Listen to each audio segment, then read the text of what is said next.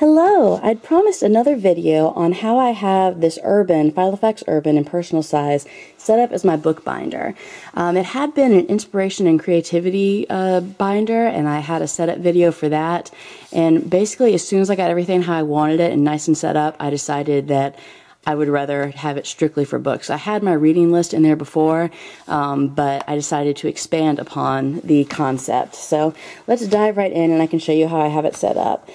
This area hasn't really changed, but I did take all of the literary themed dividers that I'd made for my main planner and move them over here because they seem to fit a lot better. You can't have a book binder and have literary themed dividers and not use them. Sorry, my little one's having a fit down there. But let's dive right in. I've got my first divider here, and this is just where I have a running list of books that I've read in 2015. So I've got my little clip here that I got at Target. It reminds me of Harry Potter, so I figured it fit well. And it's no information other than book and author and date read, just so I can keep track. I try to read a book a week as one of my goals. So far I'm at 20, which I think is pretty good since we're not even 2 months into the year, and I'm already coming up on halfway through my goal. So I've been on a reading roll, but I just have some blank pages to keep going there. So next divider. These are inserts that I got from, and I'll link below. It's the Etsy shop Papier My Day. I don't know if it's Paper My Day, Papier My Day.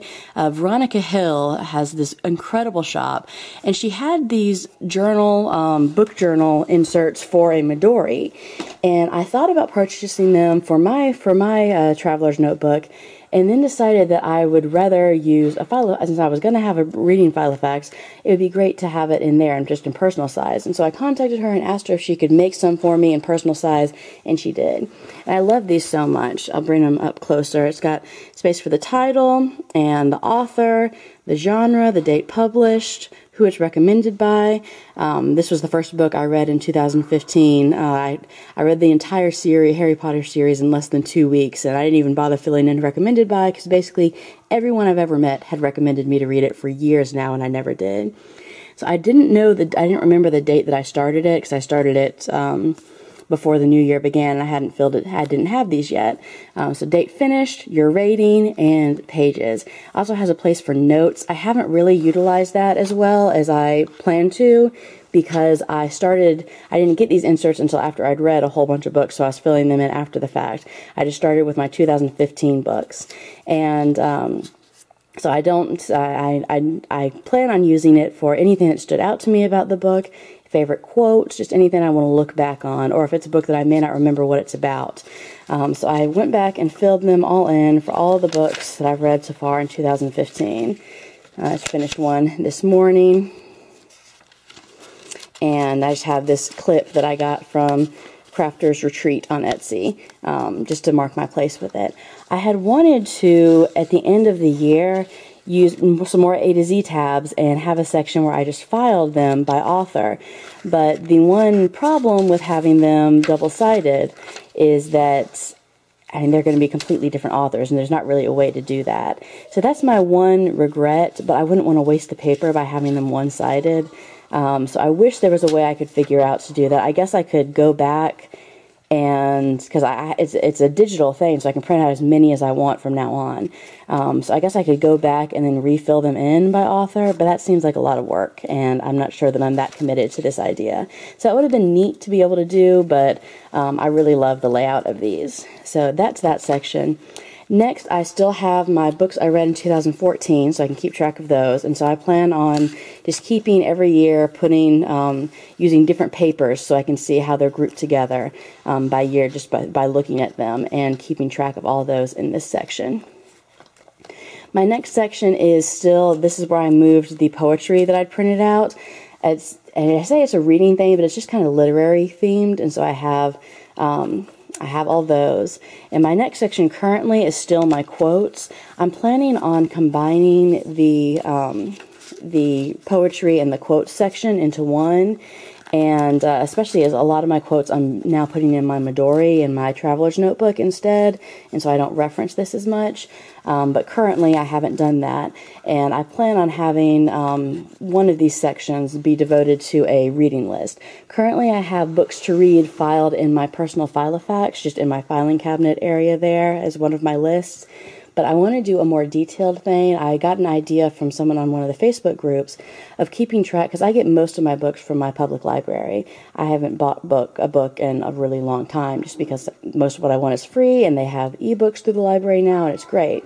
But on this Facebook group, someone said that she uses the market dots to track which books her library has, whether the library has them as an ebook as well.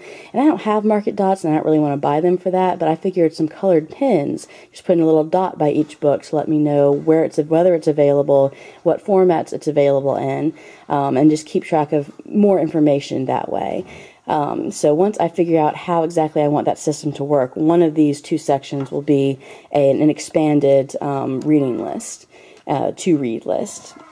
So the last thing I have in here is a reading challenge. This is from Pop Sugar, and I think that's what it is, Sugar Pop, something like that. I'll try to remember to link it below. But it's the 2015 reading challenge.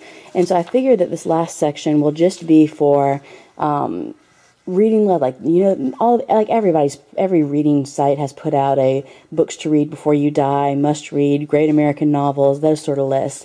And so I want to keep track of those back here. I only have this one so far because it was already relatively cut to size. And so I'm going to get some others and shrink them down, and then just keep track of the books that I've read and books that I still want to read just for inspiration. So, and then just a family picture in a top-loading envelope and notepad in my pen.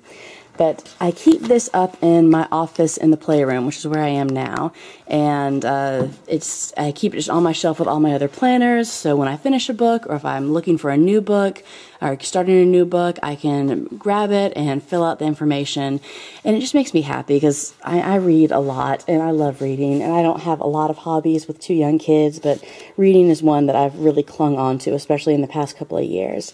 So it makes sense for me to have a Filofax dedicated to it, have a couple of hobbies combined, and I love this binder, and it just has been a good fit. So I hope this has been helpful for someone out there and that loves reading as much as I do and wonders how they could set up a Filofax of their own for that purpose. If you have one, I would love to hear some more ideas. This is definitely a work in progress. As I said, I haven't completely finished the setup now, but I would love to hear your ideas or things that work for you or ways that you keep track of it. So please comment down below and keep watching. Thanks. Bye.